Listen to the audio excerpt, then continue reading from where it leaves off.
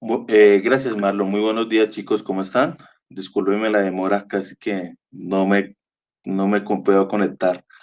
Chicos, muy buenos días. Espero que todos estén muy bien. Muchas gracias por la asistencia. Muy buenos días, Marlon. Gracias por acompañarnos el día de hoy. Hoy con el profe Marlon terminan filosofía y lógica. Entonces, por favor, aprovechen al máximo esta sesión. Y recuerden que a las 11:30 trabajamos la primera sesión de química orgánica, ¿vale? Entonces, no siendo más, les deseo muchos éxitos. Muchas gracias, Marlon, y quedo atento, ¿vale? Por favor, se van registrando nombre completo e institución educativa.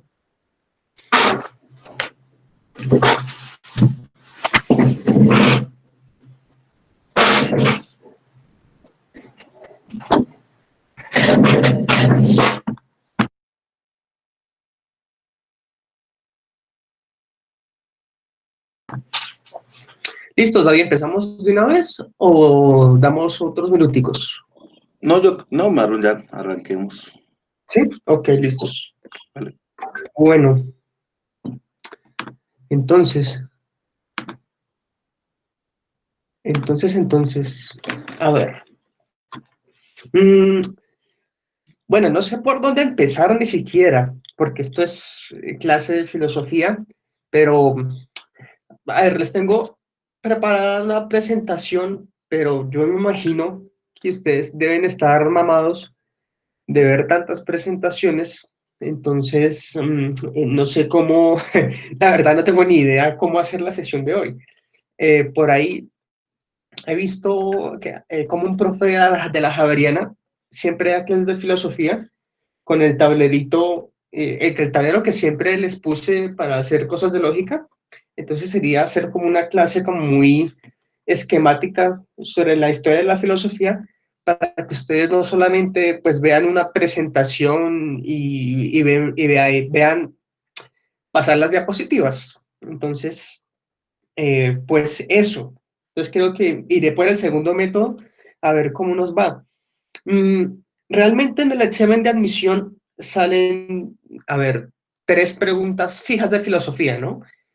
Combinadas con lógica. Ya vimos un par las sesiones anteriores, pero digamos, el examen suele preguntar como, ¿cuál es la teoría principal de Platón?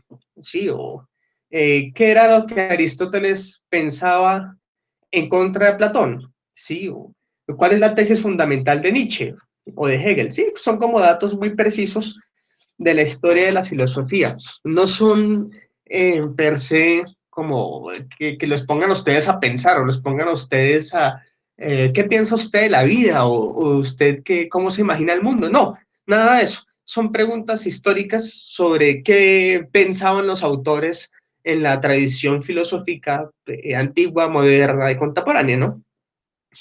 Pero entonces, antes de meternos en materia, me gustaría hacerles la pregunta de ustedes por qué creen, eh, aparte de presentar el examen del ICFES, porque para eso los forman ustedes en los colegios, no, ustedes en los colegios los forman de una determinada manera para presentar un examen de estado y para que el colegio le vaya bien.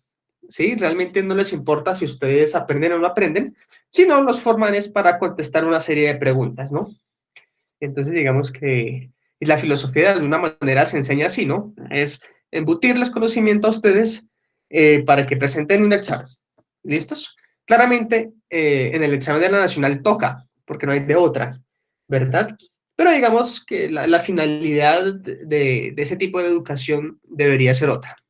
Entonces les pregunto a ustedes, me imagino que las preguntas ya se la habrán hecho muchas veces, pero ¿cuál sería la razón de enseñarles a ustedes filosofía en los colegios? ¿O para qué diablos enseñar esa vaina? ¿Sí? Aparte de presentar un examen. ¿Qué creen ustedes? Quiero hacer esto un poquito más charladito, ojalá no me dejen hablando solo, pero pues me gustaría escucharlos o por lo menos leerlos. Manden memes o alguna cosa por el estilo.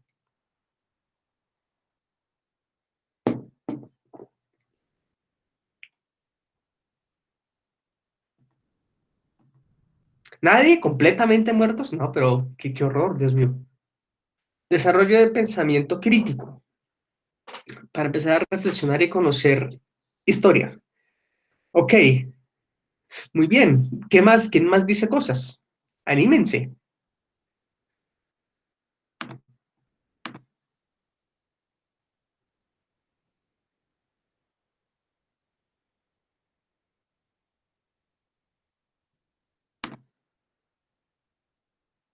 ¿Qué más? ¿Qué más? No me dejen hablando solo. Qué susto. Ustedes no se imaginan el tedio que uno siente de estar acá solo hablando frente a una pantalla.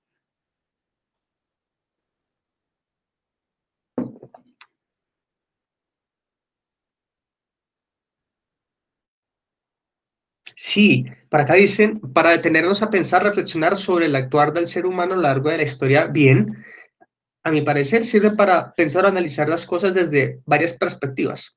De alguna manera abre el pensamiento. Sí, muy bien. Fíjense que par de ustedes han hecho referencia a la historia, ¿no? Como hay que conocer un poco la historia del ser humano, pero entonces la pregunta es la siguiente, ¿qué diferenciaría la historia como ciencia, o sí, como una escuela de pensamiento, como una carrera que uno ve, a filosofía? Sí, muchas veces se suelen confundir un poco la historia y la filosofía. Resulta que son cosas distintas. ¿Y qué podría diferenciarlas?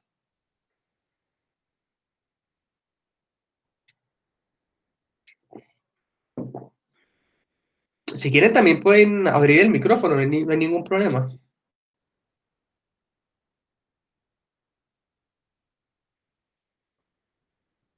Sirve para pensar, analizar las cosas desde varias perspectivas, de alguna manera abre pensamiento. Ok, ok. Sí, digamos que es una opción muy plausible de lo que podría significar filosofía. Mm, pero pues me gustaría escuchar una última intervención, a ver, pues para empezar a hablar yo. Anímense.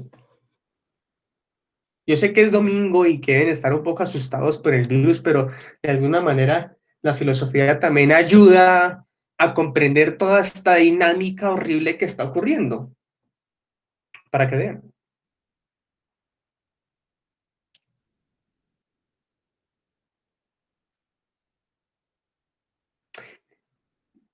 Nadie, completamente nadie, Dios mío. Bueno, entonces vamos a ver, aquí alguien dijo algo, que la historia se cuenta, da testimonio de lo sucedido y creo que la filosofía es más la que se detiene a comprender y analizar el actuar del hombre. Sí, de alguna manera das un poco en el punto, Jonathan, de alguna manera la filosofía ayuda a comprender no los hechos que ocurrieron en la historia, sino cuáles fueron las circunstancias que permitieron que esos hechos se efectuaran. Si ven que el foco es distinto, una cosa es, um, una cosa es analizar unos hechos y otra muy distinta es mirar por qué suceden esos hechos, ¿sí? ¿Cuál es el motivo social o cultural por el cual se dan esos hechos? Los pensamientos y como ideologías. Sí, aunque eso también se ve en historia. Es que es un poquito complicado tratar de hacer la diferencia entre filosofía e historia. Pero si quieren ustedes, hay una definición, hay muchas definiciones, ¿no? Vamos a, pues, a entrar un poquito en materia. Vamos a ver por acá. Ahí ustedes están viendo normal, ¿cierto? Todo bien. Sí. Entonces, vamos por aquí. A ver.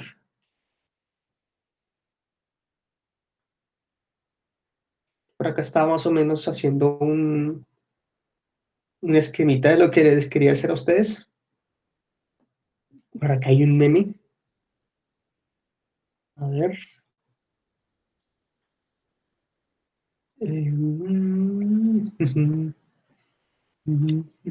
Por acá. Listos. Entonces, fíjense ustedes que hay como, ¿cómo les explico?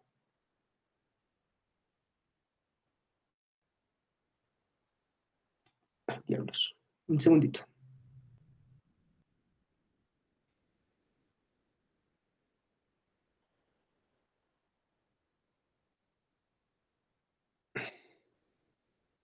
Listos, creo que ya. Fíjense ustedes que hay una definición muy clásica de filosofía. Filosofía generalmente se la define como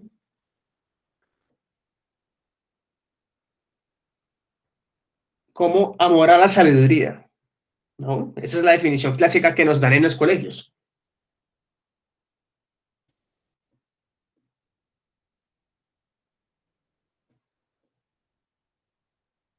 Amor a la sabiduría, ¿verdad? Pero pues es que amor a la sabiduría se puede entender no solamente desde la filosofía, sino desde otras áreas, ¿no? Desde la matemática, desde las ciencias, desde la física, desde la ingeniería, qué sé yo, ¿no? Entonces, ¿cómo hace uno para poder dar una definición que pueda uno básicamente decir, esto es filosofía a diferencia del resto? Mm, y hay una cosa que a mí me gusta bastante sobre justamente la labor propiamente de la filosofía. Y es pensar por qué hay cosas que son normales.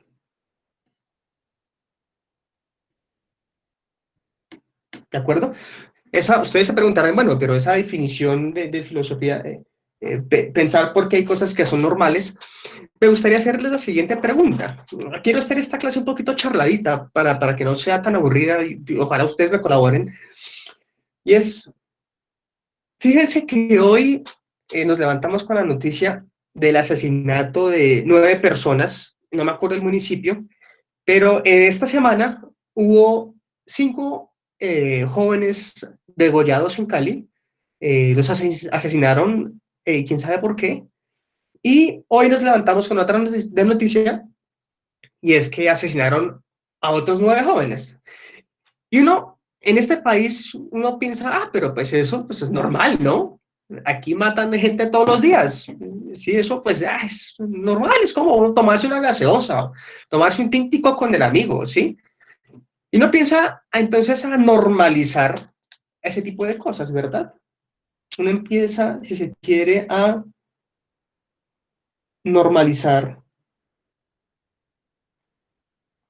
no sé qué mal es,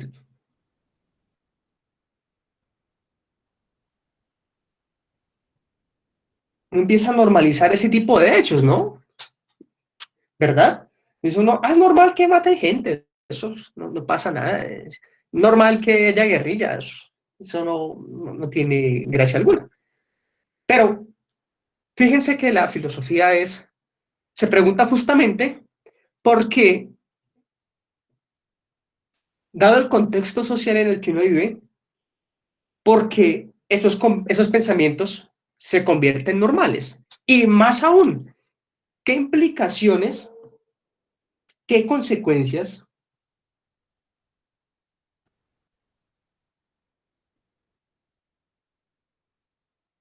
qué consecuencias tiene ese tipo de normalización?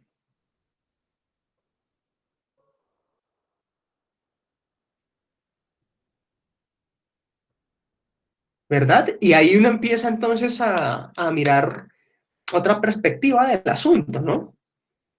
Uno empieza a pensar cuál es el comportamiento del hombre que hace que esos actos, que en primera medida son horrorosos, uno termine por normalizarlos, ¿verdad? Como por ejemplo, muchas veces se pensó que era normal que el papá llegara a las 2 de la mañana borracho con el pollo asado y muchas veces a pegarle a la mamá.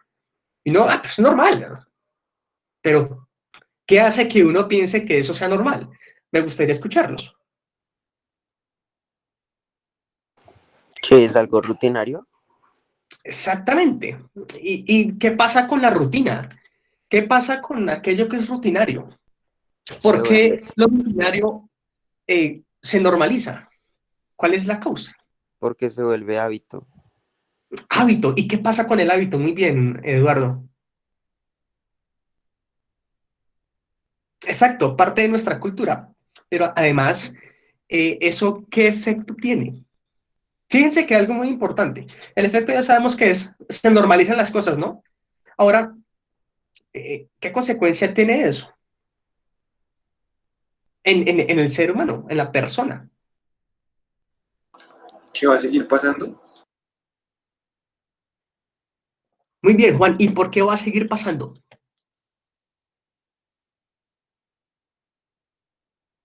Básicamente, porque ocurre lo siguiente. Fíjense, porque uno se limita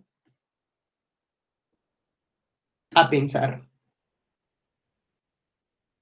distinto.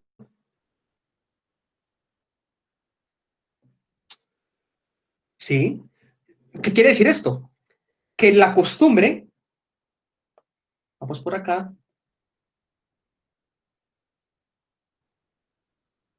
la costumbre impide pensar distinto,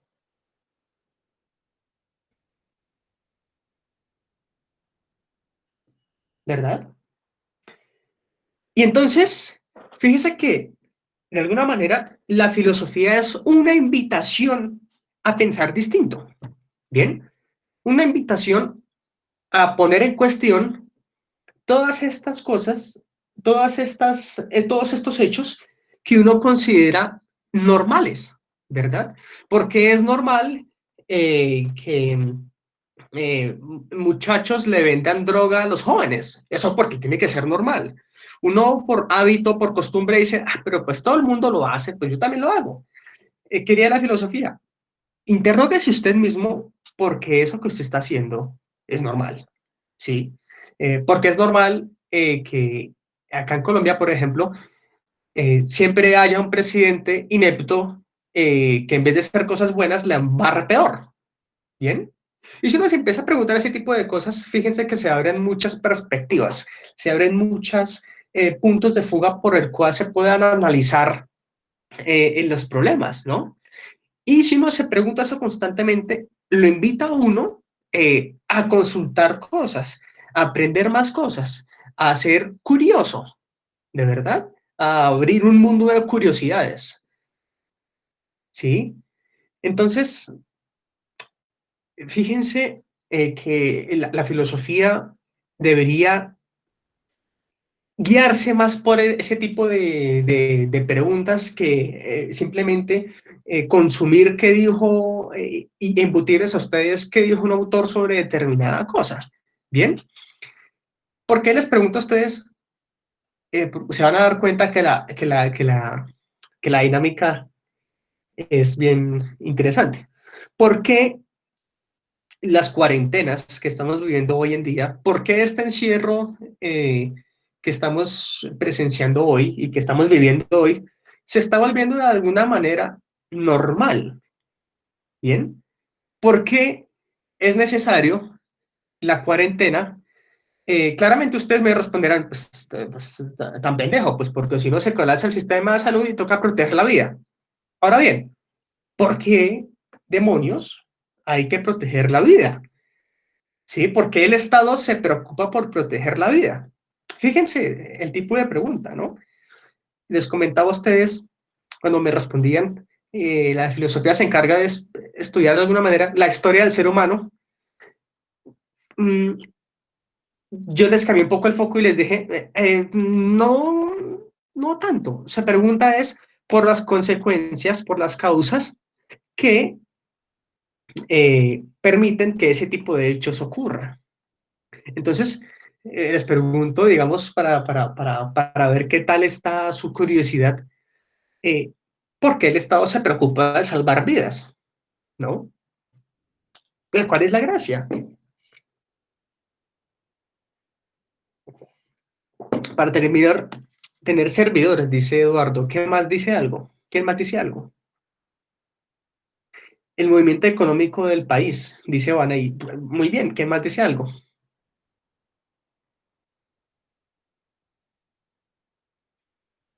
Muy bien, va más o menos, fíjense que ya ustedes empiezan como a pensar un poquito, bueno, ¿cuál es la estrategia entonces? ¿Mm? Para que haya estado sin población desapareciera. Fíjense que Jonathan dice algo un ejemplo muy interesante. Claro, muy bien, Paula. Entonces, fíjense ustedes, ay, yo soy bien pendejo.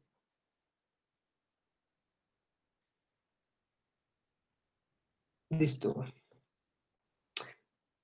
Fíjense ustedes una cosita. Es obligación y puede ser sancionado por organizaciones internacionales por no preocuparse por los derechos humanos, porque si no tienen una buena administración, pues la gente no votará por ellos. Sí, básicamente, fíjese que el Estado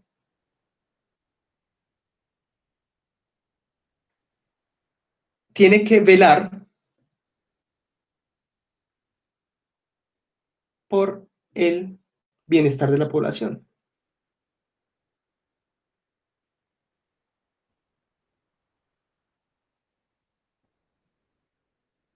¿verdad? Ahora, ¿por qué? Les pregunto a ustedes, ustedes me responden por factores económicos,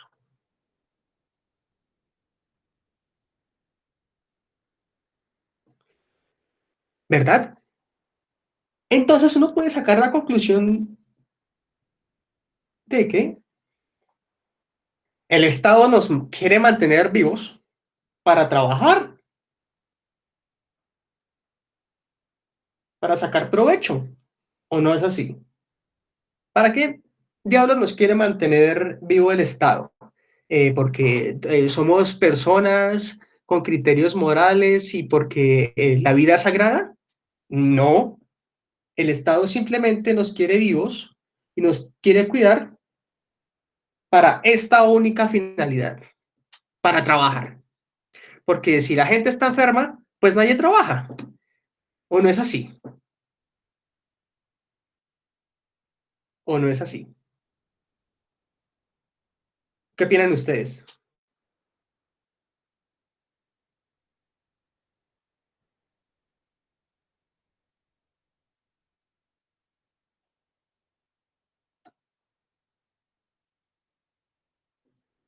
Exactamente, esa debería ser la verdadera razón. Pero esa es la razón. Vean ustedes, por ejemplo, en Estados Unidos, cuál es la bandera que ellos se ponen, que pone Trump, ¿no? Eso, ¿para qué mascarillas? Eso lo que importa es salir a producir, todo el mundo salga y diviértase y haga lo que se dé la gana. Pero entonces, fíjense que Vaney toca algo muy importante, y es, fíjense que uno muchas veces pensaría que el Estado nos quiere vivos porque pues nosotros somos personas y merecemos un trato digno. Ahora, ¿cómo es que ocurre, cómo es que ocurre que uno llega a pensar que el Estado de alguna manera nos quiere vivos porque somos agentes morales? ¿Cómo uno llega a pensar eso? ¿Desde qué perspectiva? ¿No? Porque a veces uno piensa, no, sí, el Estado nos quiere vivos pues porque somos buena gente, pero uno cómo es que logra pensar que, a ver, que de alguna manera el Estado nos quiere vivos para otros fines, ¿no? Por ejemplo, piensen ustedes eh, que el Estado nos brinda muchas veces herramientas para disfrutar, ¿no? Salir a viajar, las vacaciones, la rumba, etcétera, etcétera, ¿verdad? Que lo hace a uno supuestamente libre.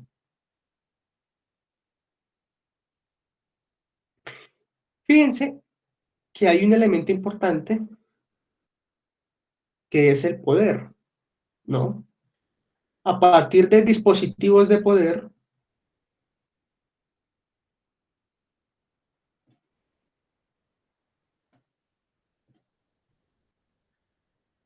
a partir de dispositivos de poder,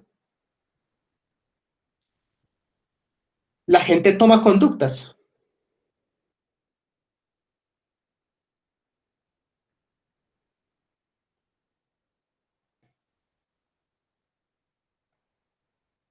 ¿verdad? Pero vean lo chistoso del asunto. Y es que muchas veces, como ustedes han escuchado, me imagino, y sobre todo que los papás, yo no sé, que a veces se meten unos videos re duros, creen que no, que es que esto es un efecto de la conspiración, que esto es, mejor dicho, los Illuminati que nos quieren controlar, que, mejor dicho, China inventó el virus simplemente para manipularlos, etcétera, etcétera. Pero fíjense que la cosa no funciona de esa manera. Fíjense ustedes qué es lo que ocurre. Y para eso es importante la filosofía. Les pongo un ejemplo.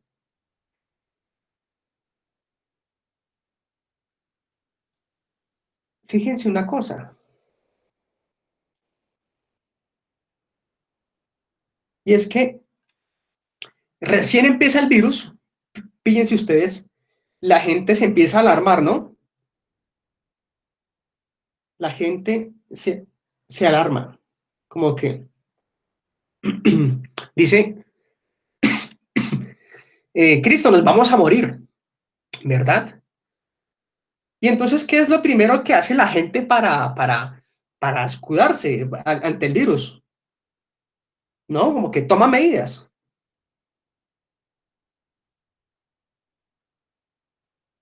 de aseguramiento,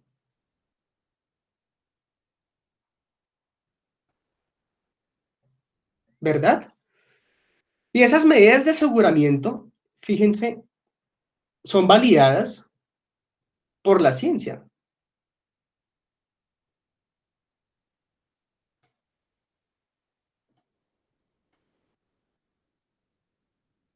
¿Verdad? Entonces, ¿qué? Exacto, lo del papel higiénico fue una cosa súper chistosa. Fíjense que eso es un buen ejemplo. La gente empieza a alarmar, empieza a tomar medidas y de alguna manera la ciencia valida esas conductas poniendo ciertos límites, ¿no? Como no sean pendejos, no se lleven todo el papel higiénico. Bien, y fíjense que el Estado regula. ¿Qué regula? Las medidas que la gente está empezando a tomar. ¿De acuerdo? Entonces, fíjense que no es que las dinámicas de poder surjan del Estado o los Illuminati, como cree la gente,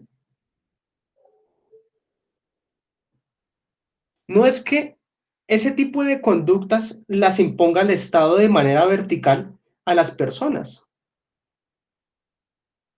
No, eso no es lo que ocurre. Lo que ocurre es todo lo contrario. Son las actitudes de las personas, sus dinámicas mismas, sus costumbres, los que validan que el Estado tome acciones.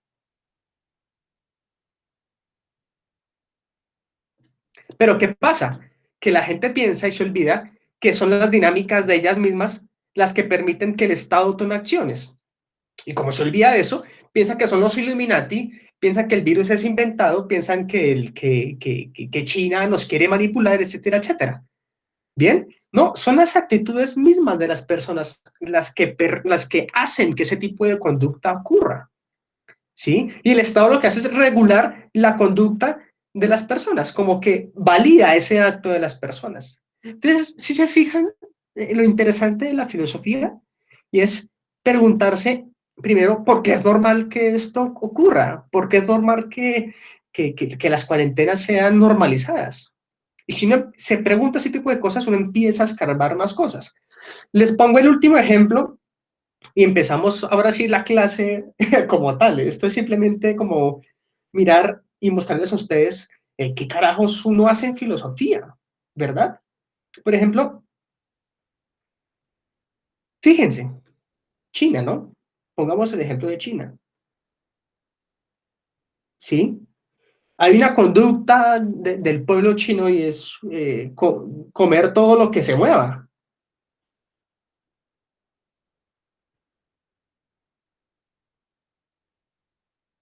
Sí, de alguna manera por eso tenemos virus, ¿no? Se comen cuanta cosa se mueva, ¿no?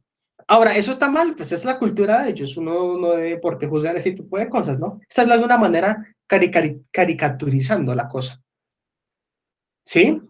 Entonces, ¿qué hace el Estado chino? ¿Qué hace el Estado? Valida la conducta,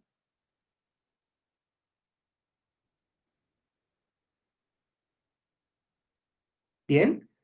No es que el Estado imponga ni manipule, sino que es la conducta de las personas que hacen que el Estado tome medidas. ¿Bien? ¿Bien? Sí, sí, claro. Es Dimitri, ¿es la cosa? Dimi-Art. Sí, es apenas una hipótesis, ¿no? Estoy como caricaturizando la cosa como cómo fue que inicialmente se creyó y se inició esto, ¿no? El ejemplo es el siguiente. Fíjense que el virus surge a partir, a ver, personas, conductas, y de esto, de esas conductas, surge el virus, ¿verdad? ¿Y qué tiene que hacer el Estado? Pucha, tiene que ponerse a mirar cómo diablos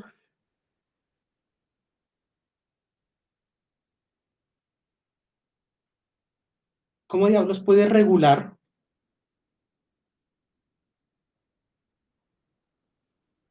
a partir de mecanismos de poder.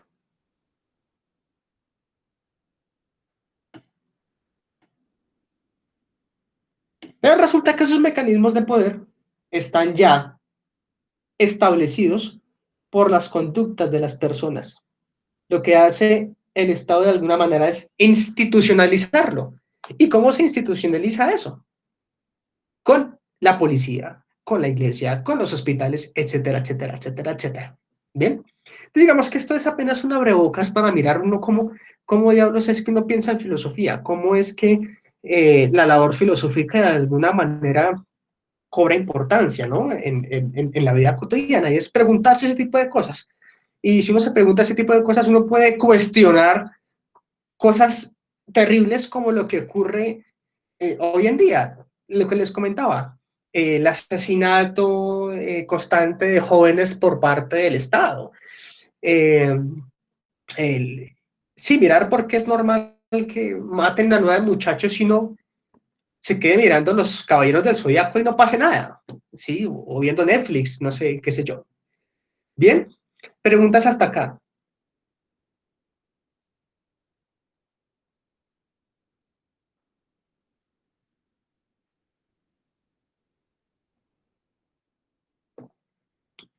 Nada, segurísimos, todo súper claro. Sí, es que en el colegio es, bueno, vamos a ver filosofía, entonces Platón dijo esto, Aristóteles dijo esto, y no queda como, "No, pues qué maricada, eso, ¿a qué sirve, no? Eso, ¿qué gracia tiene eso, no? Pero entonces, es para que vean que propiamente la filosofía se debe aplicar de esta manera, ¿no? Lastimosamente, el examen de admisión no les va a preguntar a ustedes por esto, ¿no? ¿Ustedes por qué creen que la cuarentena es normal? Eso no les van a preguntar en el examen de admisión, les va a preguntar es otra cosa, ¿no? ¿Qué dijo Platón? Y eso es lo que vamos a ver el día de hoy. ¿Listos? Entonces, sí, Vane, claro, totalmente. Entonces, vamos a empezar hablando de lo siguiente. Generalmente, en filosofía,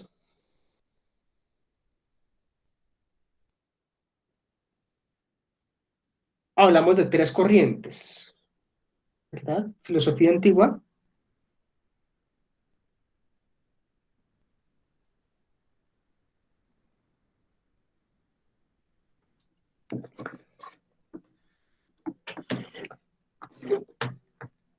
Filosofía moderna.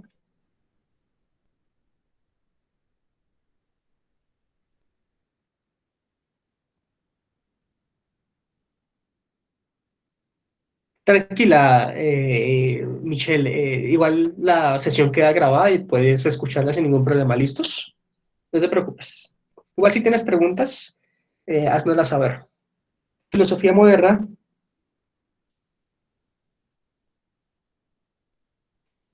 y filosofía contemporánea.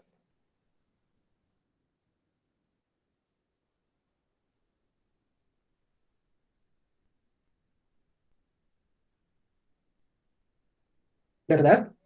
Ahora, uno generalmente en los colegios ve algo en filosofía antigua. ¿Qué diablos es lo que uno ve en filosofía antigua? ¿Ustedes qué se acuerdan? Vamos por acá.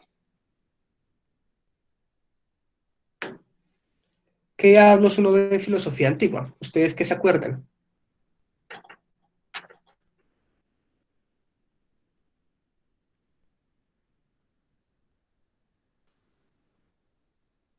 ¿Nadie habla?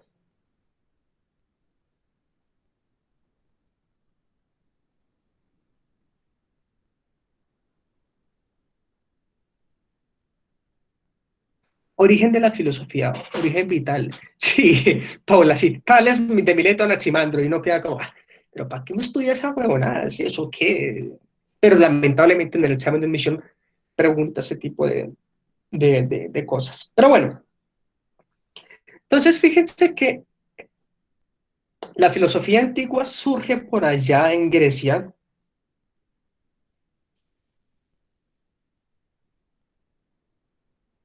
más o menos hacia el siglo quinto, sexto antes de Cristo, ¿no?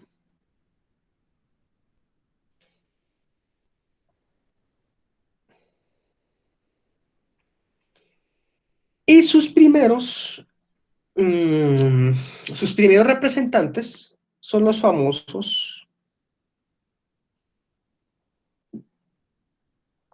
filósofos presocráticos.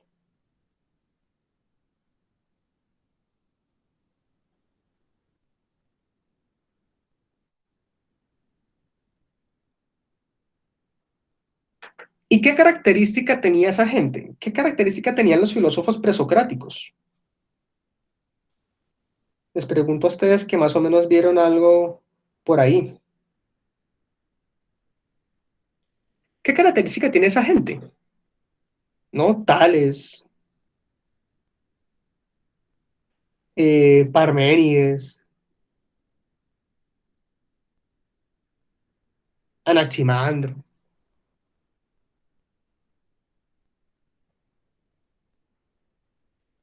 ¿Qué característica tiene? Sí, como, ¿no? Vimos que en el colegio uno veía que Tales era el agua, Parmenides el átomo, creo. No, sí, creo que. No, ese era Demócrito. Parmenides era el que todo era completamente lo opuesto al movimiento, ¿no? Inmóvil. Las cosas son de esa manera y ya. Muy bien, Paula. Anaximandro creo que era el viento, no me acuerdo, una vaina de esas. Si no estoy mal, no me acuerdo. Demócrito era el átomo,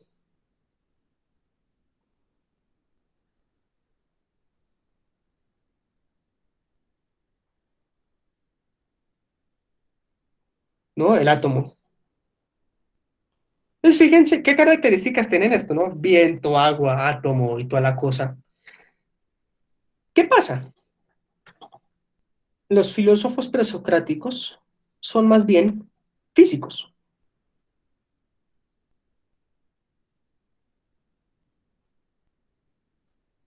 ¿verdad? Son físicos. Son físicos que se desligaron de una tradición religiosa,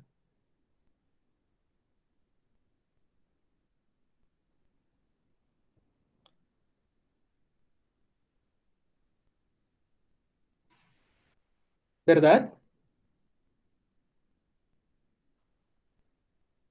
Exactamente, del mito al logos. Puede uno resumir eso eso también, ¿no? Del mito al logos.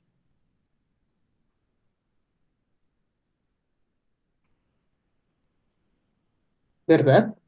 Entonces, ¿qué creen ustedes que hizo? Ahora, ¿por qué se les llama presocráticos? ¿No?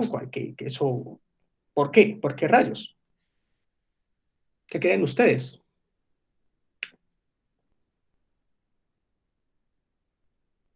¿Por qué presocráticos?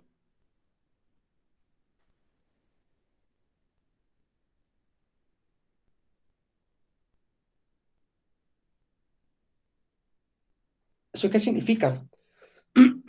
Antes de Sócrates. Muy bien, Michelle. Vamos por acá entonces.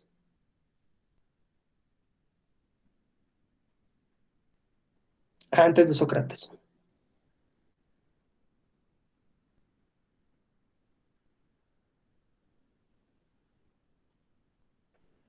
Bueno, entonces sí, podemos hablar de antes de Sócrates.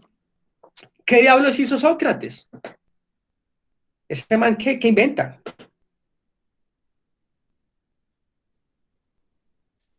¿Qué diablos hizo este man?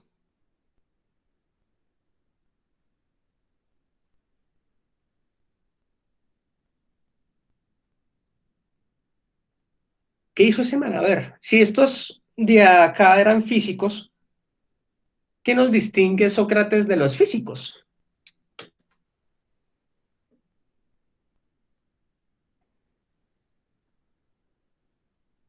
Ok, ¿qué enfoque, querido Dimi Ar?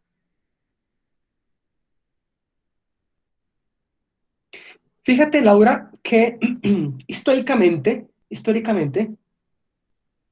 en los colegios se nos enseña que el primer filósofo, vamos a ponerlo por acá, este man que está acá, que ustedes ven acá, Tales, fue el primerito, ¿verdad? Este man como que, este man se conoce por allá que fue el primerito, ¿no? Pero en sentido es muy estricto, realmente el que marca la diferencia, tajantemente a diferencia de los presocráticos, es este man, Sócrates, ¿verdad?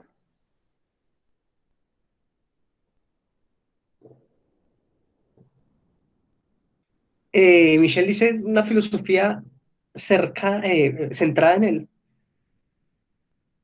Sí, claro, pero a ver, Cristo, fíjense ustedes, si estos manes antes eran físicos, ¿qué hizo Sócrates? ¿Verdad?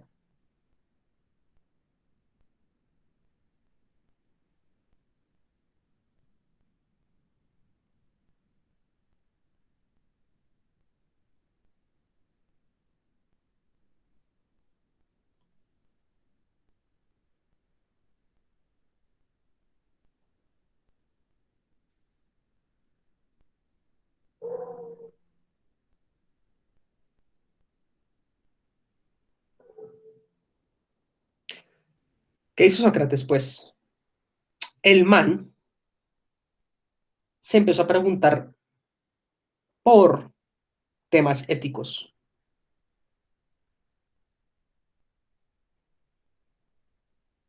Fíjense ustedes. Ética, estética, moral, política, epistemología,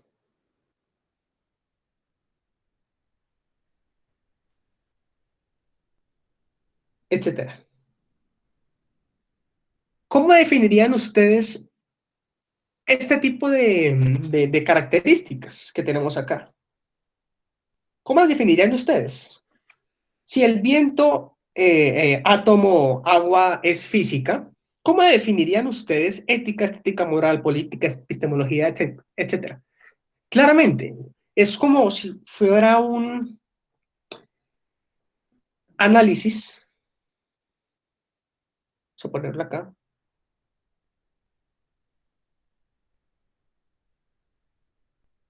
Análisis de la conducta humana.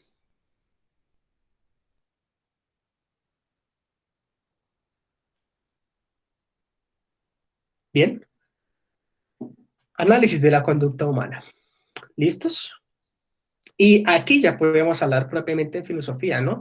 No se pregunta por la relación del hombre y la física, sino por la relación del hombre en tanto ser social, en tanto ser político, en tanto ser que piensa, en tanto ser que tiene gusto por el arte, en tanto ser que tiene unas leyes morales, en tanto ser que tiene una habilidad para crear conocimiento, una habilidad para hacer deducciones lógicas, una habilidad para describir científicamente los hechos del mundo, ¿verdad? No, Nicole, vamos para allá.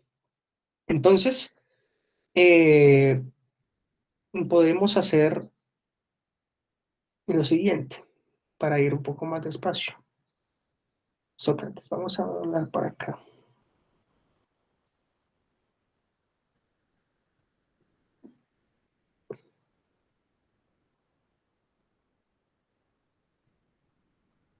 Características, conceptos fundamentales de Sócrates, ¿no? La mayéutica.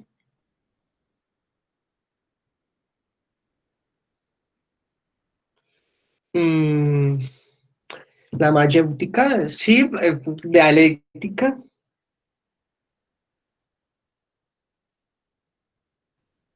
ejercicio espiritual.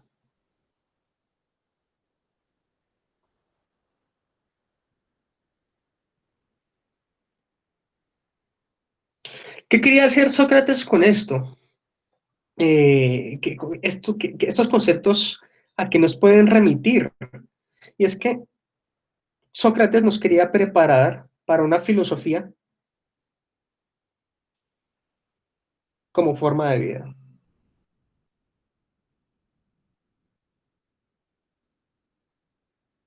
¿Listos? Y eso se logra a través de la mayéutica, que es básicamente um, un método que nos permite cuestionarnos, nos permite sacar de nosotros mismos verdades, sacar de nosotros mismos. Sí, Juan, de alguna manera, bueno, a ver, no, ustedes entran al departamento de filosofía de la Universidad Nacional. No, claramente es distinto, porque la ironía es básicamente una actitud de Sócrates en la cual él se presenta como alguien que no sabe absolutamente nada, pero que a partir de su ejercicio dialéctico eh, hace caer en trampa a las personas, ¿no? Es irónico. Bien, la mayéutica es ya el método, ¿sí? La estrategia misma del parto. Él la relaciona con el parto, con el concepto de parto. ¿Listos? Parto de conocimiento.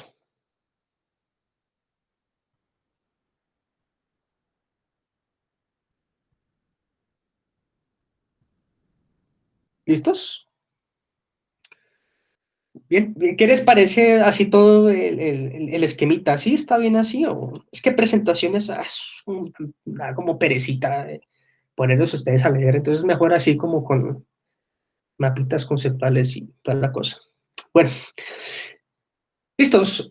Entonces, parto del conocimiento, ¿no? Dialéctica es, si ustedes quieren, vamos por acá, el diálogo. Es la manera en la que uno puede conocerse a sí mismo a través de un diálogo. Ya les voy a explicar eso,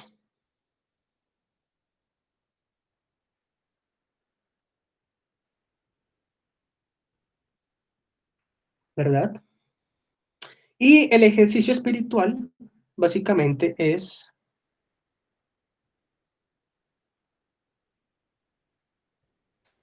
mm, la terapia de conversión, de convertir la vida en arte. ¿Listos?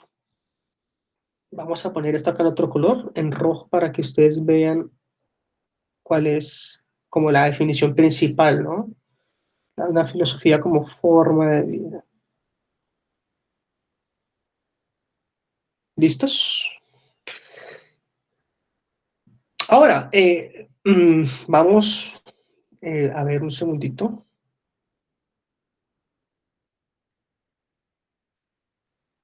Vamos a ver.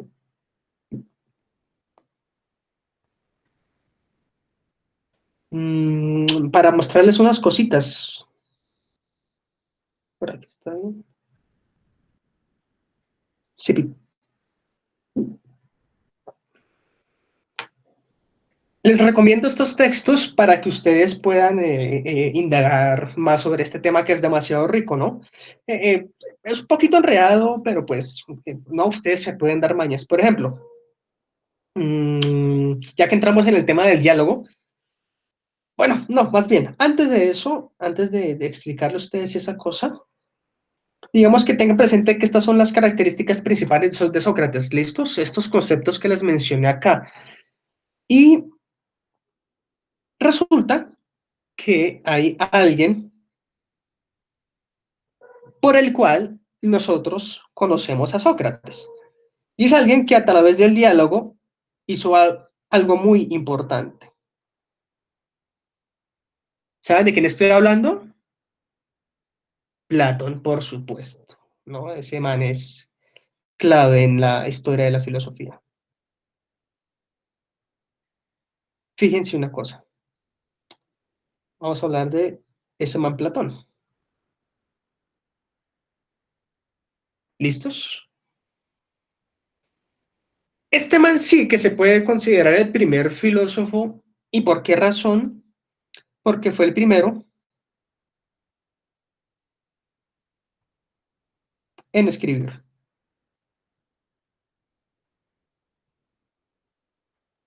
¿Y en escribir qué? Diálogos. Eso fue lo que hizo el man, escribir diálogos, ¿bien? Y todo lo que uno conoce de Sócrates es gracias a Platón.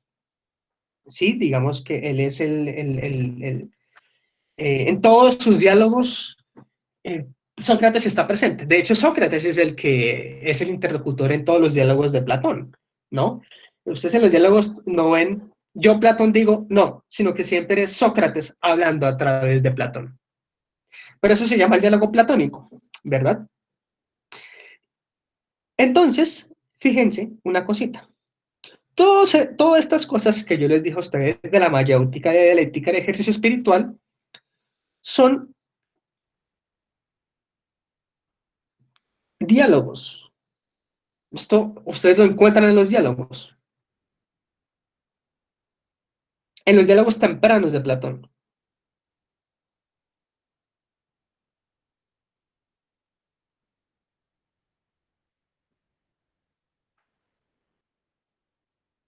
Pero en los diálogos de Platón, en los diálogos tempranos de Platón, el interlocutor y el que tiene, digamos, mayor carga filosófica es Sócrates.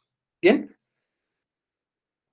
Cuando Platón habla de teoría de las ideas, ahí sí es propiamente él como filósofo. ¿Listos? Y eso se encuentra en los diálogos de madurez de Platón. Entonces, diálogos de madurez. Tenemos teoría de las ideas.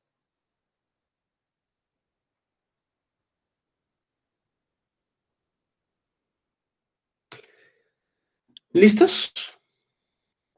Este concepto es fundamental. No voy a borrar esto para enviárselos y subírselos por PDF. Vamos a cambiar de página. ¿Listos?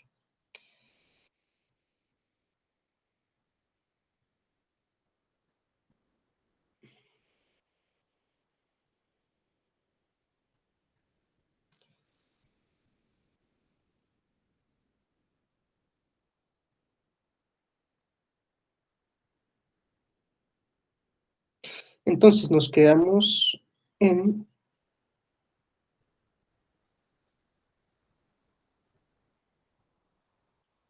teoría de las ideas, ¿verdad?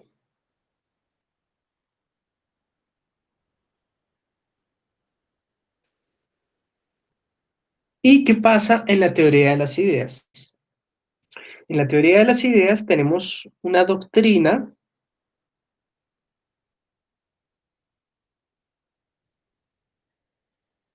que permite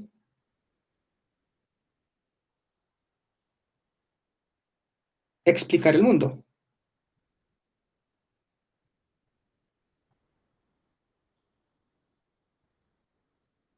¿verdad? De alguna manera, si ustedes quieren darle sentido.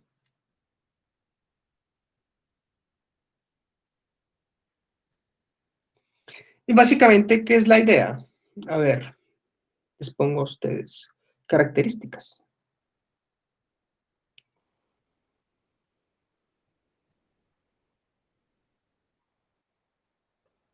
¿No? Entonces tenemos el concepto de idea y a partir de la idea tenemos el mundo sensible.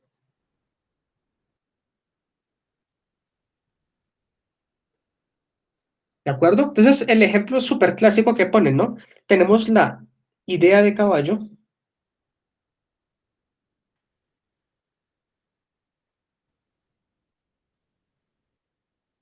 y por tal motivo en el mundo sensible tenemos una copia, si ustedes quieren, de la idea de caballo. ¿Listos? Hay una instancia de la idea en el mundo sensible. ¿Listos? Básicamente esa es la característica de la teoría de las ideas de Platón, ¿no? La teoría que permite explicar el mundo, ¿no? Y para eso Platón recurre a las ideas. ¿Listos? Recurre ahí para darle sentido al mundo. Bien. Eso, grosso modo, no sé si ustedes tienen varias preguntas al respecto, pero sí quisiera mostrarles lo siguiente. Diálogos de Platón.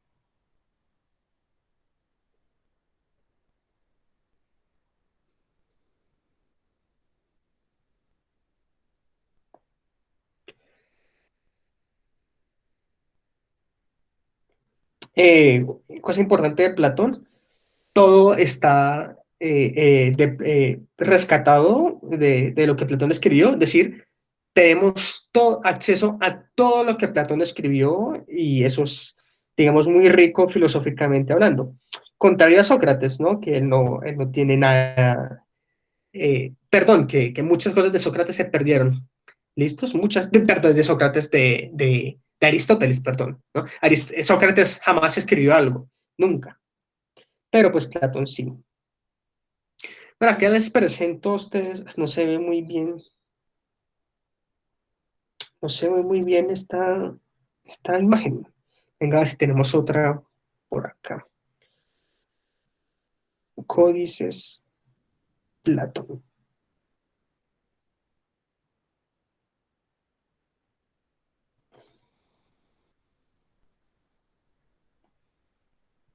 Vamos a ver. Ah, sí, acá están. Fíjense. Así era como se escribía, pero igual tampoco se ve muy bien. No es que mi internet es una porquería, lo siento. Pero bueno, básicamente háganse una idea que así como está escrito esto, sí, acá está, perfecto, se ve muy bien. Así es que están escritos los diálogos de Platón en los códices, ¿no? Que eran los que trataban de rescatar en la época medieval y también los bizantinos, ¿no? Aquí esto está escrito en griego. Y al lado ustedes encuentran como notas al pie de página que los autores hacían sobre los diálogos de Platón. Es bastante interesante. Todo esto es historia de un proceso filológico impresionante. Imagínense traducir esto al español. Es un video. Por eso los estudiosos de filosofía antigua son como de la gente más pro que hay, porque pues es gente que lee directamente a los autores en griego y en latín. ¿Listos? Entonces quería mostrarles eso. Hay infinidad de diálogos de Platón, les recomiendo que se lean la Apología de Sócrates. Es un diálogo maravilloso. ¿Listos? Se les voy a escribir aquí cuando estamos hablando de Sócrates, para que lo tengan en cuenta, para que se lean ustedes la Apología. Es una cosa muy bonita. ¿Listos? Bueno, pasemos porque si no se nos pasa todo el tiempo hablando cháchara y no vamos a tener más tiempo de hablar. Tal vez haya otra sesión extra, no lo sé, la verdad, pero pues vamos a seguir. Hablemos. eh, bueno, antes de eso, un meme. Por aquí tengo uno que otro meme, si no estoy mal. ¿Dónde están los memes? Aquí están los memes.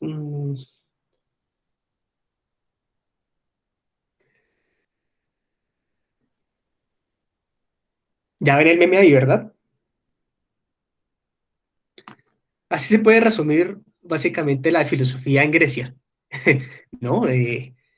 Sócrates le da de beber a Platón, Platón a Aristóteles y Aristóteles a Alejandro Magno. Y Alejandro Magno invade todo lo que es Medio Oriente.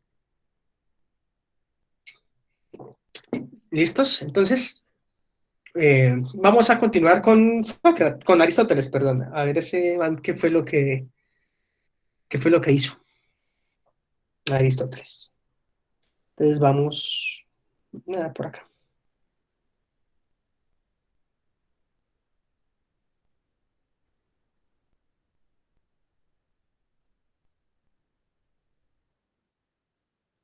Aristóteles, siempre hay una pelea eterna en filosofía, ¿no? ¿Cuál fue el más pro? No, falta resto, Paulo, todavía falta resto. No, depende si me salto unas cosas, pero pues ya vamos para allá. Nos quedan que 40 minutos, sí, alcanzamos. Aristóteles, siempre hay una pelea inmensa con Aristóteles en filosofía, sobre todo porque hay los platónicos y los aristotélicos, ¿no? Mm, Aristóteles le da más peso. No, antes de hablar de eso, a Aristóteles se le conoce como,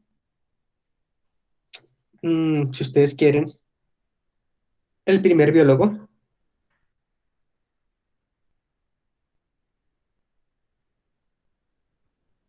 Historiador,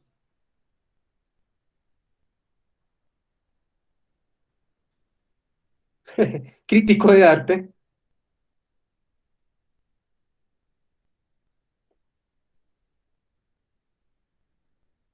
el primer lógico, si quieren, incluso el primer físico. Recuerden los presocráticos, ¿no? A ellos se les llama físicos.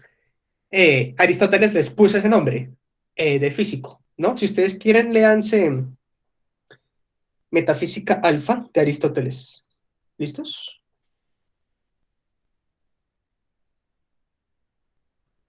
Metafísica Alfa.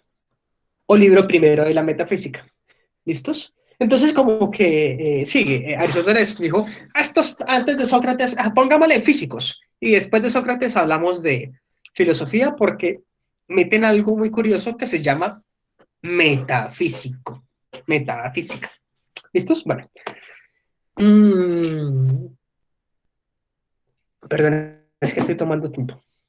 Bueno, entonces, ya a partir de todo esto, ¿qué fue lo que hizo Aristóteles? Coger los diálogos de Platón y tratar de explicarlos. Esperen que borre. Listo. Bien, el man cogió los diálogos de Platón y los explicó, los analizó de una manera muy detallada, ¿no? Entonces, ¿qué es lo más importante de Aristóteles? A ver, no, también escribió sobre política. ética. En fin, ese man escribió de todo. Entonces, ahora sí, características de Aristóteles.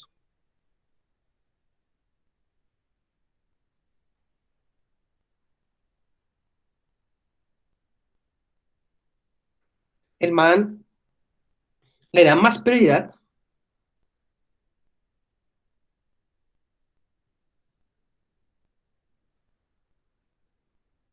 al mundo sensible.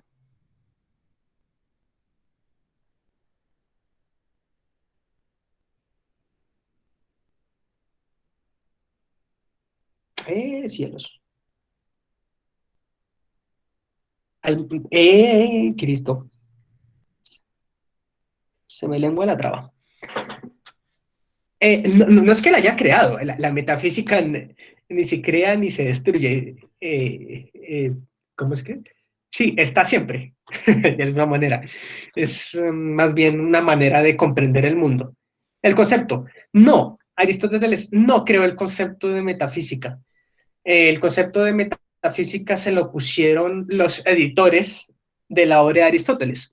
Resulta que Aristóteles tiene varios libros, ¿no? Que se llaman de la siguiente manera: Ética, Nicómaco, Política, Física, Historia natural de la biología, una cosa así, eh, el órgano, logos, etcétera, etcétera. Son como las maneras en las que se clasificaron los textos de Aristóteles.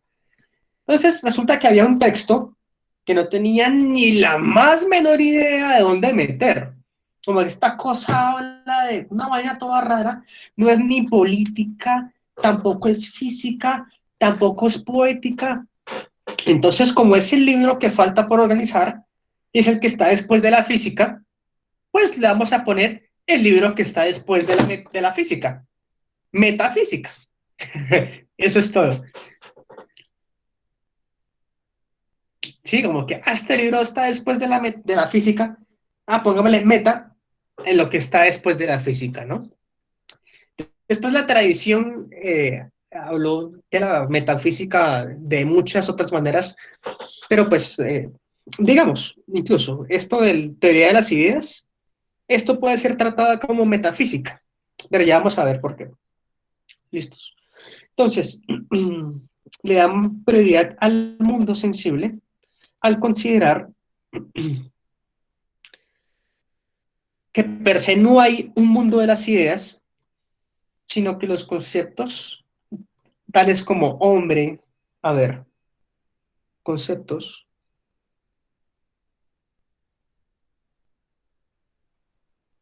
están en la naturaleza.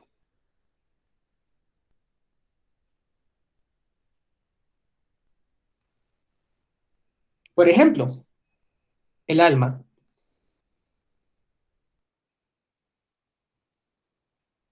¿Recuerdan ustedes que para Platón este concepto de alma estaba por acá,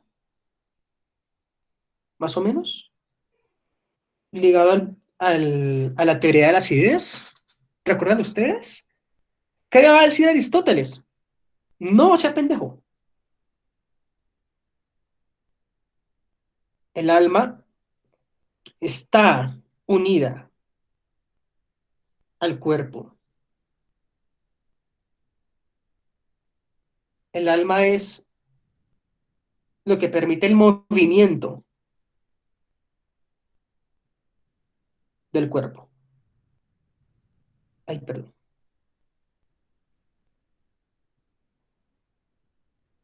Lo que permite el movimiento del cuerpo. Monismo, sí, de alguna manera podemos hablar de un monismo de Aristóteles. Bien, entonces sí, los conceptos están ya presentes en la naturaleza. ¿Listos? Y él, como le da prioridad al mundo sensible, habla de unas causas, ¿no? Causas que ocurren en el mundo sensible, que organizan de alguna manera el mundo sensible, que le dan sentido, si ustedes quieren. A ver, vamos a hacer lo siguiente para que no nos perdamos. en verdecito.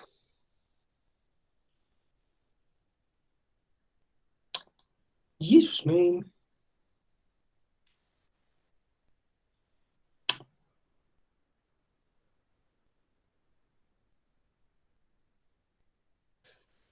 Pero qué diablos.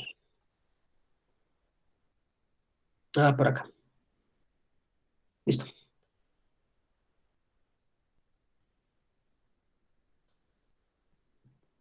Causas.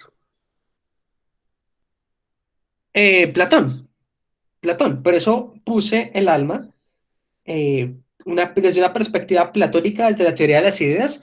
El cuerpo, el alma, perdón, era aquel elemento que está prisionero en el cuerpo y cuando el cuerpo perece, surge de nuevo al mundo de las ideas, ¿de acuerdo?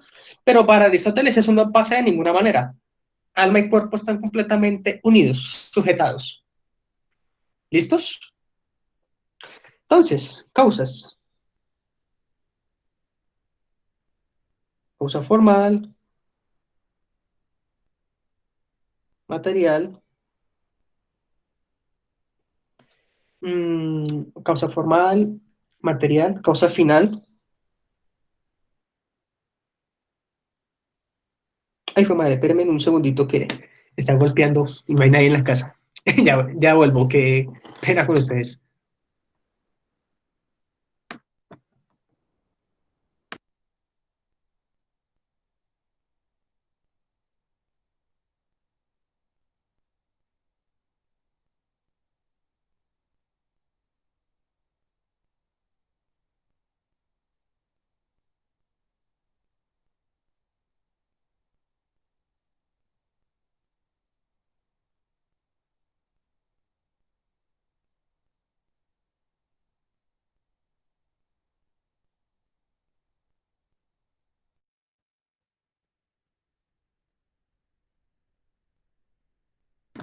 ¿Listos?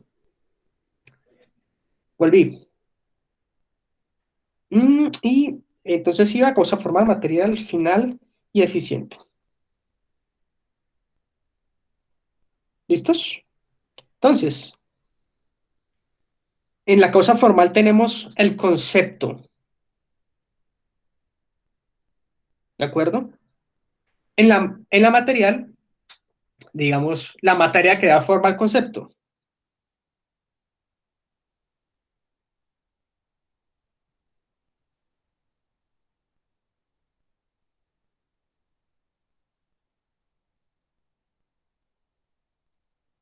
Materia que da forma al concepto. La causa final es el concepto ya elaborado. Ah, no, perdón. Sí, bueno, el concepto ya elaborado. El concepto ya elaborado, si se quieren, muchas veces por naturaleza o por el hombre. Por naturaleza o por el hombre.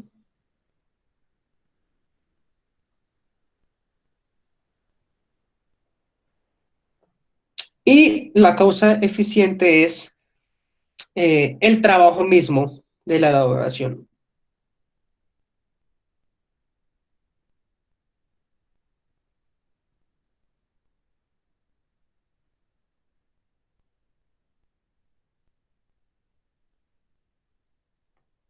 ¿Listos? Entonces, un ejemplo.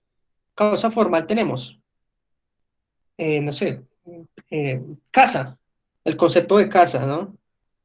Materia, causa material, el ladrillo. Causa final, la casa hecha, la casa realizada.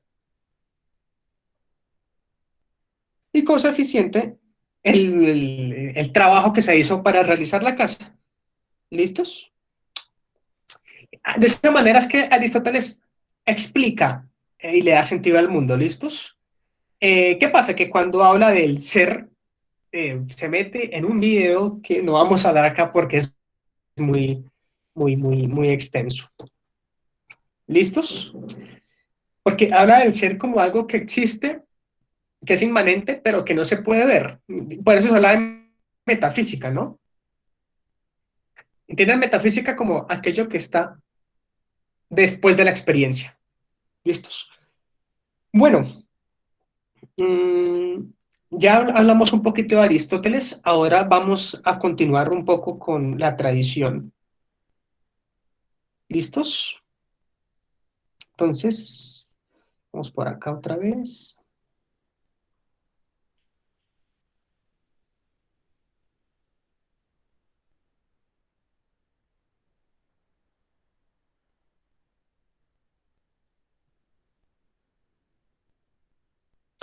Vamos ahora con la...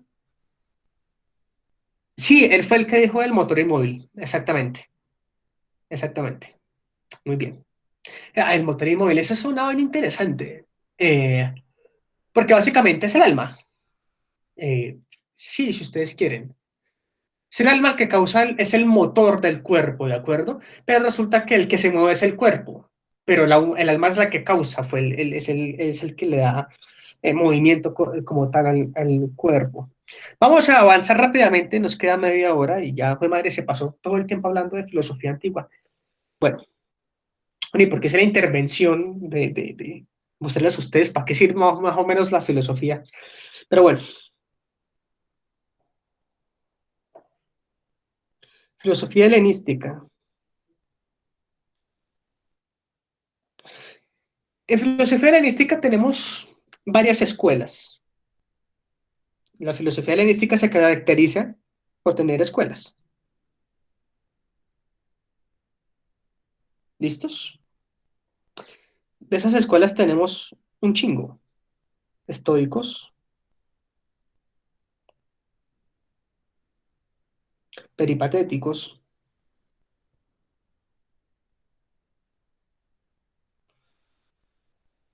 tenemos académicos,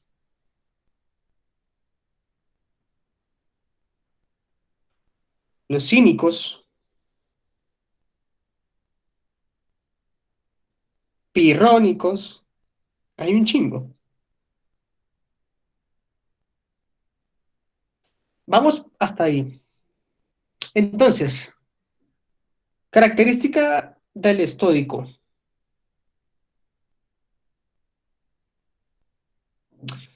Diablos, siempre pasa.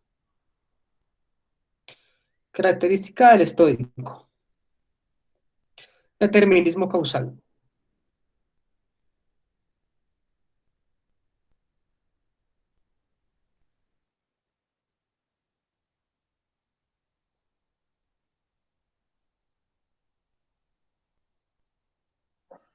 ¿Listos? Todo es necesario.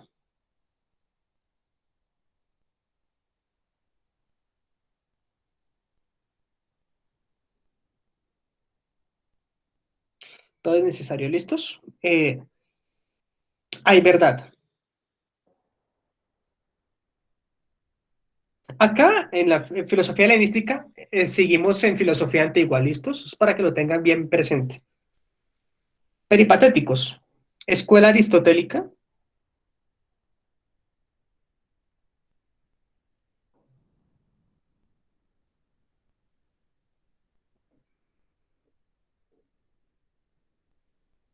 cuya función era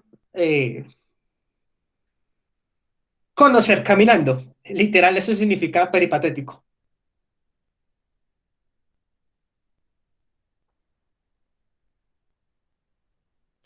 ¿Y por qué razón conocer caminando? Porque los peripatéticos adoptaron lo que hacía Aristóteles.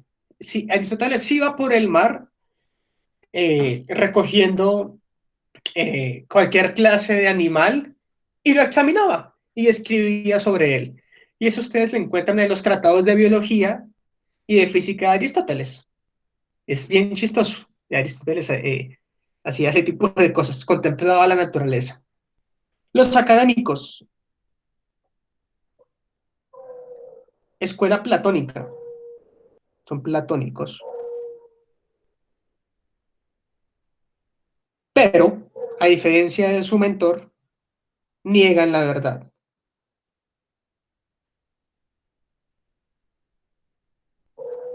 ¿Listos? Niegan la verdad.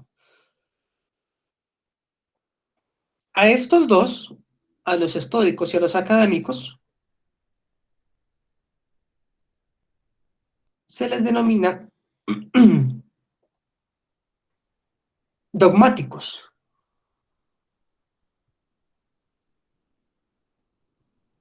¿Por qué razón? Porque estos consideran que hay verdad, ¿listo? Que hay verdad y hay verdad, punto. Y los académicos dicen, niega la verdad, no hay verdad, para nada. Entonces, acá tenemos en la izquierda un dogmatismo positivo y aquí un dogmatismo negativo. ¿Listos? Eso es importante tenerlo en cuenta. Eso a veces sale en el examen de admisión. Los cínicos son muy chistosos.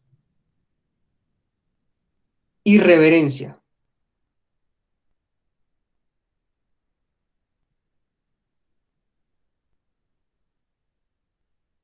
Sobre los cínicos, para mirar su importancia, porque ellos básicamente hacen una, como diría Nietzsche, una, um, atentan contra los valores establecidos.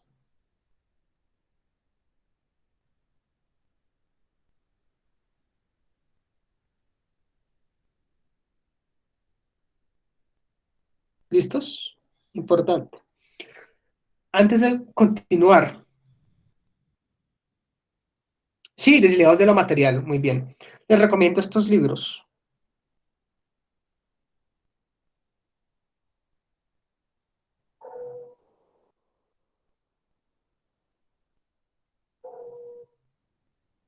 La hermenéutica del sujeto de Michel Foucault, este textico de acá, nos habla de toda esa historia. Él nos habla de toda la historia del pensamiento helenístico y griego clásico en este libro, La hermenéutica del sujeto, muy importante. Y otro libro que se llama El coraje de la verdad.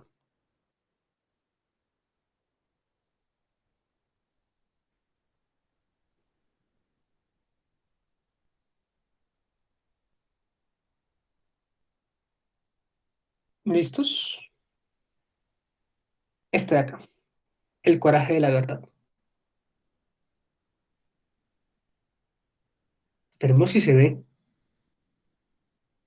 Este de acá, El coraje de la verdad. ¿Listos? Libros importantísimos para comprender un poco la historia y lo que sucedió en esa época. ¿Listos? Súper, súper, súper bueno ese libro. Súper recomendado. Bueno, continuemos acá con nuestra exposición.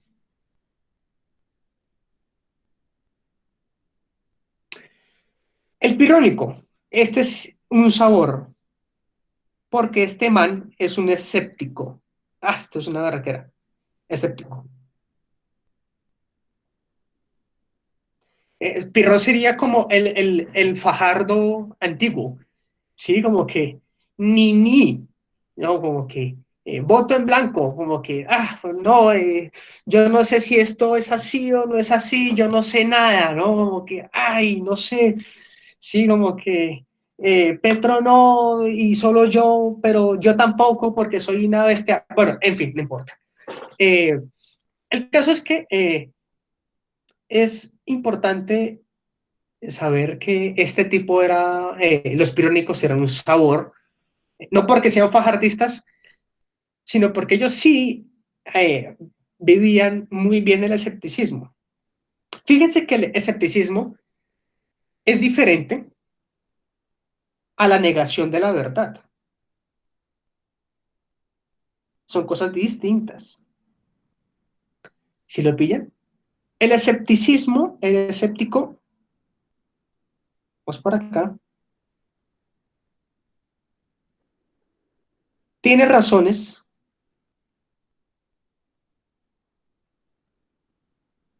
para creer que tiene razones suficientes para creer que una cosa puede ser tanto verdadera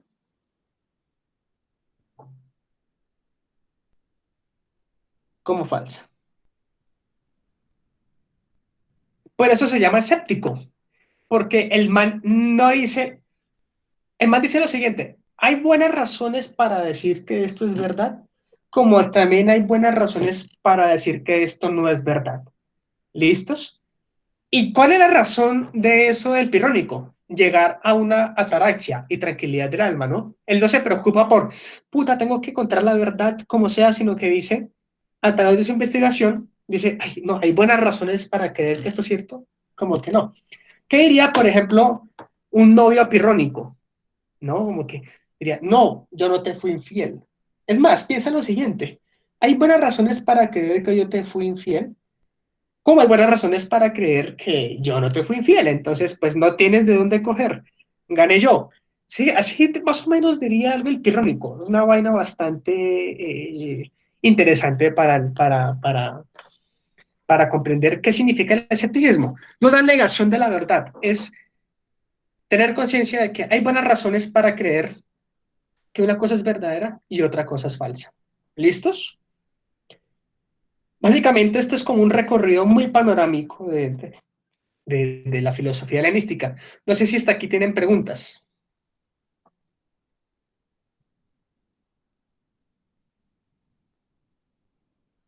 Preguntas, preguntas.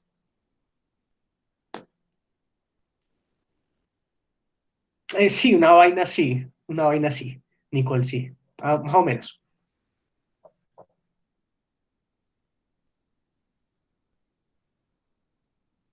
Preguntas, ¿no? No hay preguntas hasta el momento. Bueno, entonces, vamos a hacer un salto inmenso para hablar ahora sí de filosofía moderna.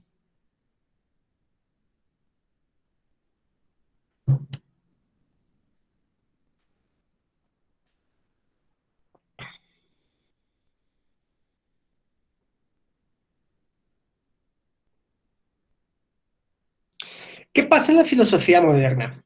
A ver, en la filosofía moderna hay una característica importante,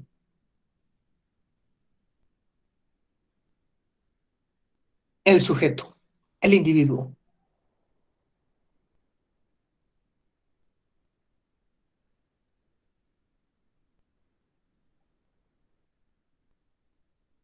El individuo es el centro de toda reflexión.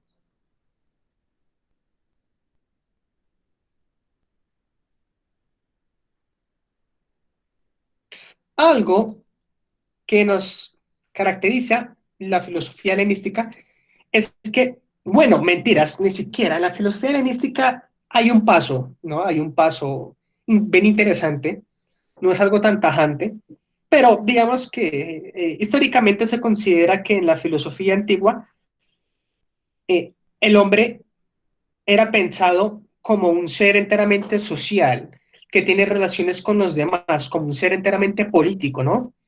¿Qué pasa? Que en la filosofía moderna se centra en la noción de individuo, se entra a examinar propiamente qué es aquello que se entiende por yo, qué es aquello que el individuo por sí mismo piensa, qué es aquello que, y más bien, ¿por qué razones la filosofía moderna se centra en el concepto de individuo? ¿No? Eso es importantísimo. La modernidad empieza, de alguna manera, porque todo el estudio se centra en la noción del sujeto, de individuo. Y eso es supremamente importante, ¿no? Y eso lo tenemos hasta nuestros días, ¿no? Hoy en día se centra mucho en el concepto de individualidad, la individualidad humana, ¿no? En filosofía moderna empezamos a hablar propiamente de libertad, el concepto de yo es fundamental. Eh, del concepto de la subjetividad, etcétera.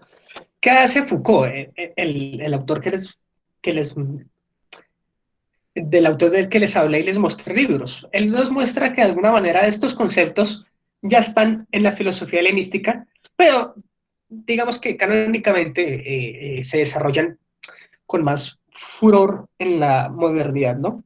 Entonces vamos con otro meme, creo que tengo otro meme de esto, no me acuerdo dónde está. A ver, creo que es el 3. Sí, este de acá.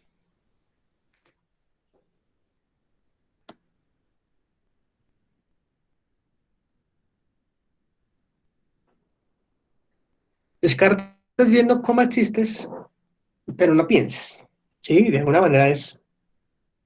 Ay, ¿qué pasó? No, no, no, no, no, no, no. ¿Esto qué fue? No, X, X, X. ¡Ay, qué hice! ¡Ay, Jesus! Me emborré todo. Ah, no, acá está. Acá está, acá está. Todo bien, todo bien. Bueno, en fin, no sé por qué se les reiteró ahí. Bueno, Descartes viendo cómo existes, pero no piensas, ¿no? Entonces Descartes fue el primero en hablar propiamente en filosofía del concepto de yo, ¿no? Sí. ¿Cómo hago para quitar esta cosa de aquí? Ah, creo ya. Listo, listo, listo. Entonces, duda metódica, concepto importante, Descartes.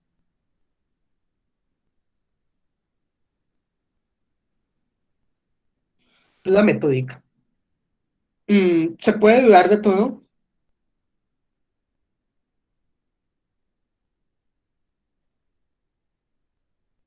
Menos de un yo.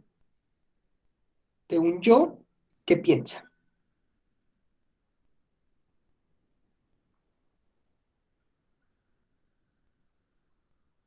¿Por qué razón? Descartes se pregunta, supongamos que los sentidos nos engañan, ¿sí? Él parte de esa premisa. Los sentidos nos engañan porque puede que por alguna afección del cerebro yo no sienta el calor, ¿sí? Y entonces por tal razón los sentidos nos engañan, ¿no? Entonces pensemos en qué es aquello, cuál es aquella verdad completamente irrefutable, ¿no? Digamos que alguien me engaña, ¿sí? Y digamos que he vivido engañado toda la vida. De lo que no puedo dudar, así yo haya sido engañado toda la vida, es que hay algo que es engañado y soy yo, ¿sí? Yo es algo que es engañado, por lo tanto, no puedo dudar de que estoy siendo engañado, por lo tanto, yo existe. Yo, el concepto de yo, el pensamiento existe, sea cual sea el engaño no. Por eso el pensamiento, la razón es lo único que con certeza puedo conocer a partir de mi misma introspección que existe. Por eso el concepto de yo es como eh, el centro de todo pensamiento cartesiano.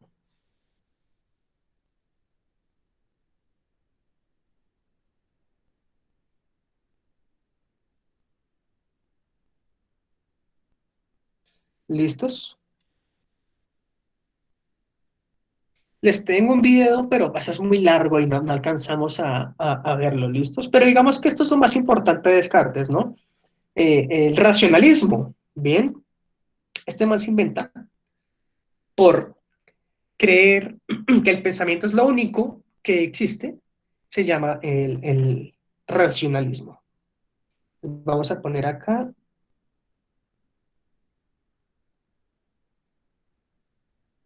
racionalismo.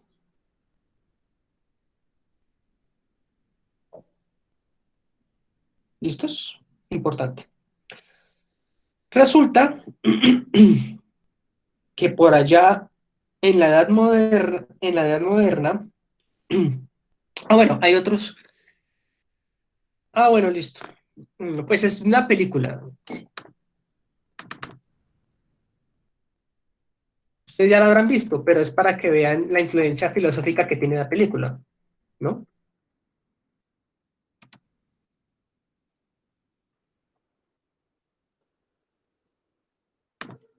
Por acá. Matrix. Ahí va. Grandes racionalistas. Spinoza, aparte de Descartes,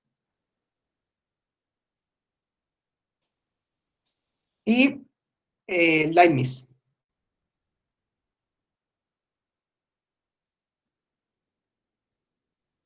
¿Listos? Son los grandes racionalistas. ¿Listos? Son como los más importantes.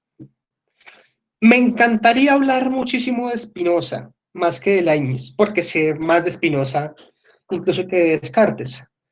De mis filósofos favoritos es Spinoza, pero digamos que no hay el tiempo para hacerlo, y es una cosa muy bonita, pero pues no hay el tiempo. Básicamente, hay algo muy chistoso que diría Spinoza, y es que el arrepentimiento no tiene cabida. ¿Por qué? Porque todas las cosas son necesarias, y el que se arrepiente es doblemente miserable. Una vaina bien interesante. Para avanzar rápidamente, entonces, vamos a hablar de otra corriente, hagámoslo en blanco para ganar tiempo, de otra corriente importante en la filosofía moderna.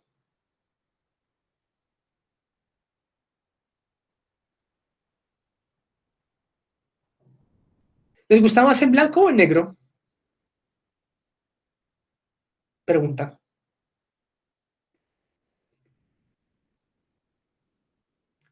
Bueno, whatever.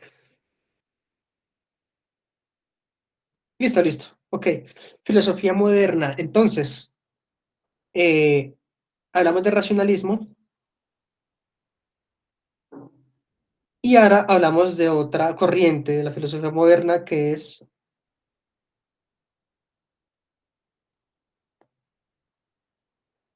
el empirismo.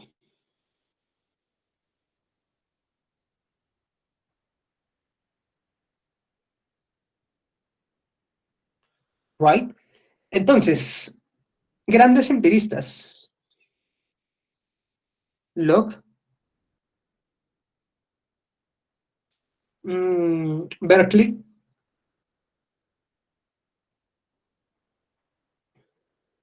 Bacon, sí. George Berkeley, Bacon, Hume, sí, clave. Súper clave Hume en la historia de la filosofía. ¿Listos? Entonces, ¿cuál es el concepto de ellos? ¿Qué es lo más importante? Ay, no. A mí también me gusta más negro. Voy a cambiar, lo siento. Qué pena.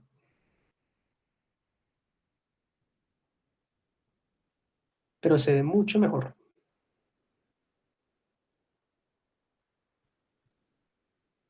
¿Listos?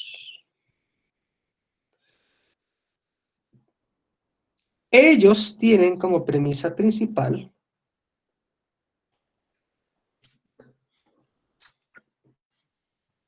que todo conocimiento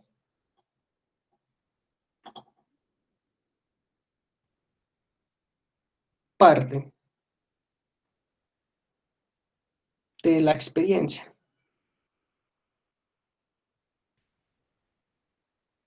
¿Listo?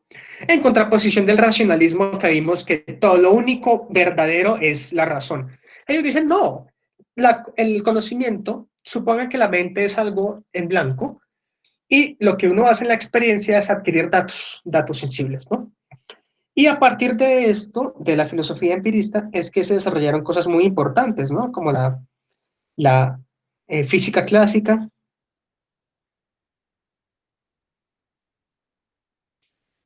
eh, qué sé yo, incluso hasta la biología moderna. Descartes incluso ya hablaba del cerebro y toda. Exacto, Eduardo, la tabula rasa. etcétera, etcétera. Ellos son como los grandes pensadores que tomaron muy en serio el, la cuestión de que el conocimiento viene de la experiencia, ¿no? Si quieren ustedes, hay un texto de Hume que resume muy bien todo esto, es, otra vez, que son las investigaciones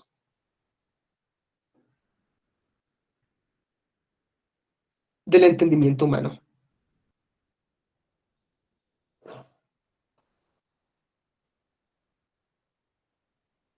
¿Listos? Ese libro es importantísimo. Investigaciones del entendimiento humano. Súper, súper, súper clave. ¿Listo? Para entender muy bien todo esto. Pero lo importante es que ustedes se queden con esto. Todo conocimiento parte de la experiencia. ¿Bien? Súper, súper clave. Pero resulta que también en la Edad Moderna surgió algo que empató racionalismo y empirismo. Y es algo que se llama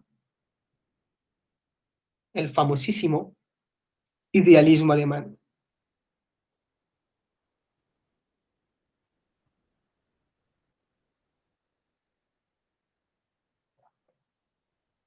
Que tiene sus grandes autores. Entonces, característica. Vamos por acá.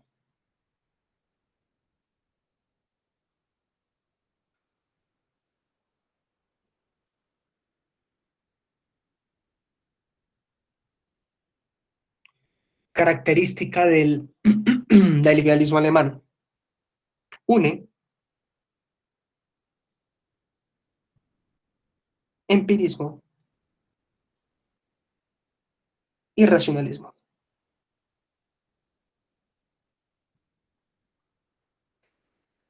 Grandes autores del idealismo alemán.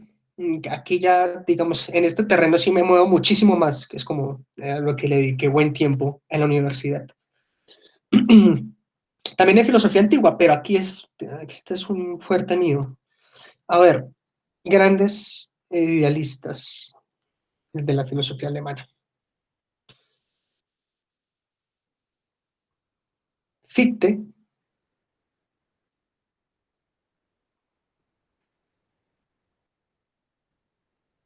uy, tengo una duda, si se escribe, Fichte si se escribe así, ya sé. Fichte, Fichte,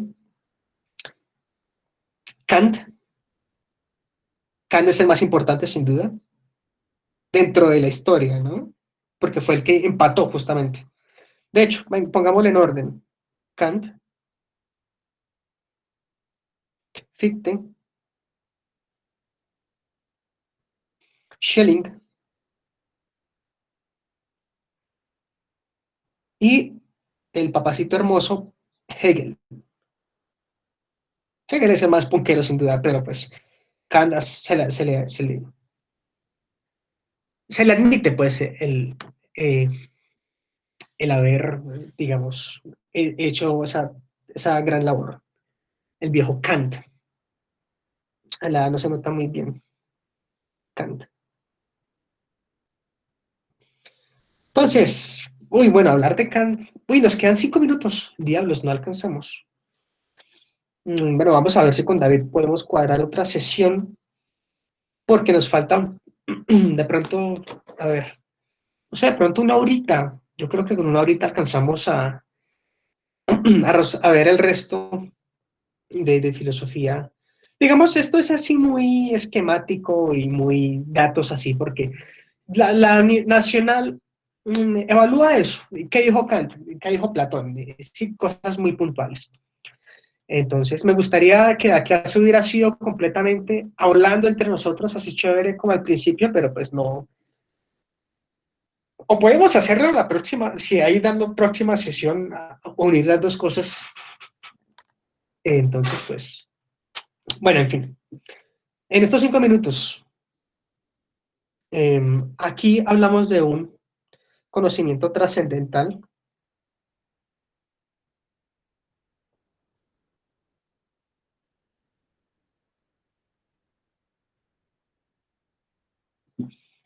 Y es que, a ver, en el que se quiere dar un conocimiento objetivo al mundo. Y a partir de eso, a partir de esa empresa, es que se tiene que realizar un conocimiento trascendental, un idealismo eh, trascendental, si ustedes quieren. ¿Y qué significa eso? ¿Qué significa idealismo alemán? Que el mundo, vamos por acá,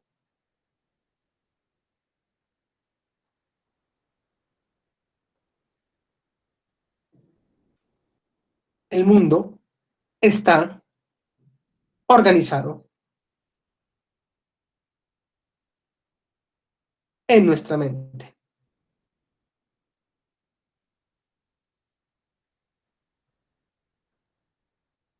Básicamente es la mente la que organiza la estructura del mundo.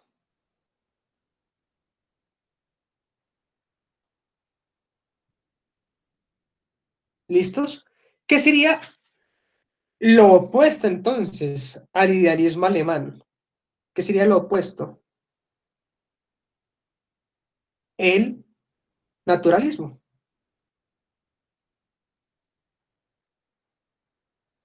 El mundo existe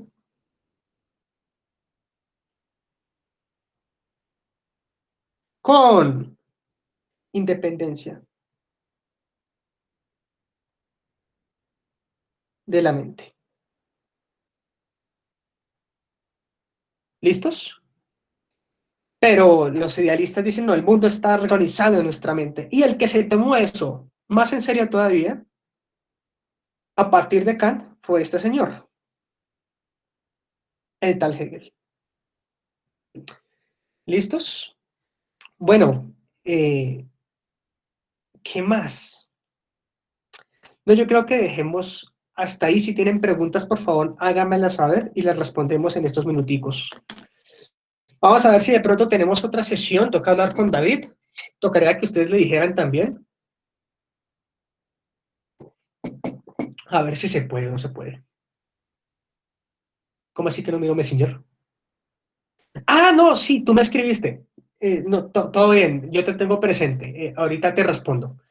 Todo bien, todo bien. Sí, Paula, no te preocupes. Yo vi tu mensaje sobre lógica, todo bien. Ya, te respondo. Es que siempre dejo un día para responder mensajes de ese tipo porque, digamos, tengo otro camello y pues me llegan mensajes a todo momento con dudas. Entonces, pues, pero no te preocupes. Yo vi tu mensaje y te respondo hoy mismo.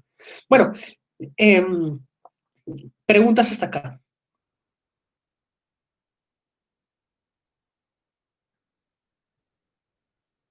Quedaron perdidos o peor de perdidos, un 8 no sé, o fue más o menos todo claro.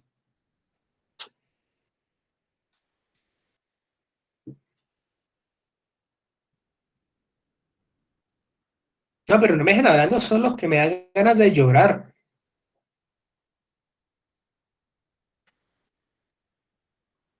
¿Y el resto? ¿Sí? ¿Todo bien?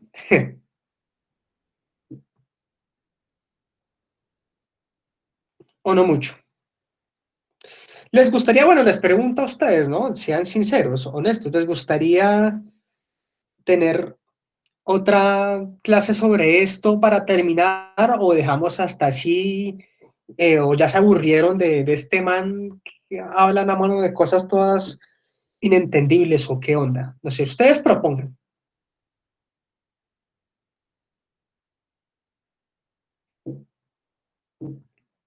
Sí, entonces otra sesión, listo. Entonces toca hablar con David.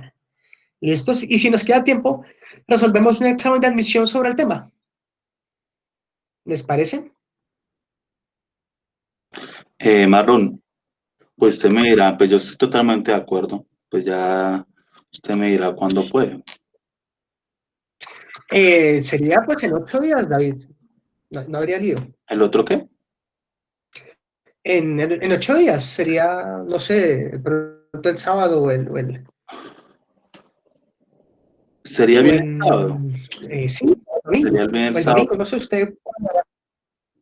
Pues estamos cuadrando esta semana, ¿vale? Porque el domingo no Listo, se David, no hay podría, por ningún lo que problema. ya tienen cuadrado biología y química. No, entonces el sábado, no hay ningún problema. El sábado, listo, perfecto. Para trabajarles Listo. lógica y filosofía, solamente filosofía. Miraré si de pronto podemos combinar ambas Serían 2 y horitas. entonces miraremos. ¿Cómo, no? Serían 2 horitas. Sí, sí, sí, unas 2 horitas, por ahí, yo creo. Listo, listo, Sí, listo. Listo, bueno, entonces, por el listo. momento para el sábado, pues ya les cuadraríamos Sí, la para un... clase. Listo, Marlon, le Listo. agradezco mucho. Chicos, muchas gracias. Tómense en esos 30 minuticos de descanso, 11:30, química orgánica, ¿vale?